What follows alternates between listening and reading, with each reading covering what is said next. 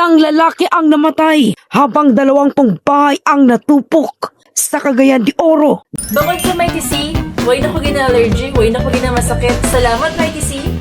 Dahil sa kuryente, nasawi ang 17 anyos na si Dimar Umarmar matapos umanong tumulong sa isang bata sa kasagsagan ng sunog. Ayon sa ulat, naputol at dumikit sa kanyang likod ang 3 live wire na agad niyang ikinamatay. Nasubsob pa ang kanyang muka sa tubig ng drainage habang nagtamo ng mga sugat sa katawan matapos makuryente.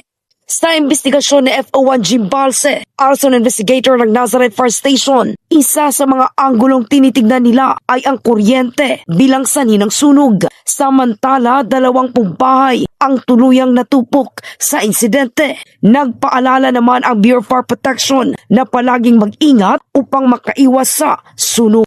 Ako si K5K Buscaino para sa Kampiyon na Balita, Serbisyo Publiko at Kasiyahan, K5 News FM. Bukod sa Mighty C, way na ko gina-allergy, way na ko gina-masakit. Salamat, Mighty C.